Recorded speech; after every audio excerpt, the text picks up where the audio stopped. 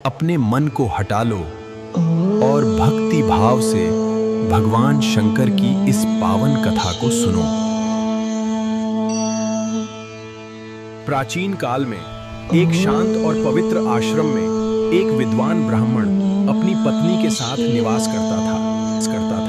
अपने पापों और भूलों से व्याकुल होकर वह स्त्री भय और पश्चाताप में डूबी हुई थी। नारी, सौभाग्य की बात है कि भगवान शिव की कृपा से तुम इस वैराग्य युक्त कथा को सुनकर समय पर सचेत हो गई हो। ब्राह्मण पत्नी, तुम डरो मत, भगवान शिव की शरण में जाओ।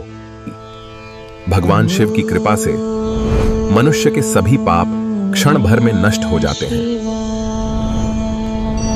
मैं तुम्हें भगवान शिव की उस कीर्ति कथा का वर्णन करूंगा जिससे तुम्हें उत्तम गति और सदा सुख प्राप्त होगा। शिव की कथा सुनने मात्र से ही मनुष्य का मन शुद्ध और निर्मल हो जाता है।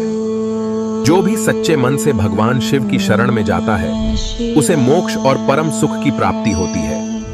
विषयों के प्रति उसके मन में वैराग्य उत्पन्न हो गया था। वो ब्राह्मण पत्नी, इसलिए तुम विषयों से दूर होकर भगवान शिव की शरण में जाओ। संशय नहीं, जो मुक्ति से वंचित है वो माया के बंधन में जकड़ा हुआ पशु के समान जीवन जीता है। वो होती है और अंततः महेश्वर की कृपा से दिव्य मुक्ति प्राप्त होती है, इसमें कोई संशय नहीं। चित्त शुद्ध होने पर महेश्वर की भक्ति अपने पुत्रों तर ज्ञान और वैराग्य आर के साथ प्रकट होती है। शुद्ध चित्त में जगदम्बा पार्वती सहित भगवान शिव स्वयं विराजमान हो जाते हैं। जैसे दर्पण साफ करने पर निर्मल हो जाता है, वैसे ही शिव कथा से चित्त पूर्णतः निर्मल हो जाता है। इस शिव पुराण की कथा से चित्त की शुद्धि वैसी होती है जैसी किसी अन्य उपाय से नहीं मिलती, परंतु जिसे अपने कुकृत्य पर सच्चा पश्चाताप होता है वो अवश्य ही उत्तम गति को प्राप्त होता है। जो केवल विधि से प्रायश्चित करता है पर हृदय में पश्चाताप नहीं करता, वह उसे उत्तम गति नहीं मिलती।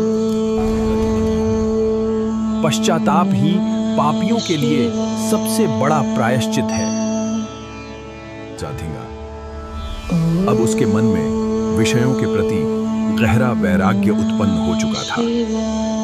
मुक्त होता है। जो पुरुष विधि पूर्वक प्रायश्चित करता है पर अपने कर्मों पर पश्चाताप नहीं करता, उसे उत्तम गति। पश्चाताप ही पापियों के लिए सबसे बड़ा प्रायश्चित है। जो सच्चे मन से पश्चाताप करता है वही वास्तव में पापों से मुक्त होता है।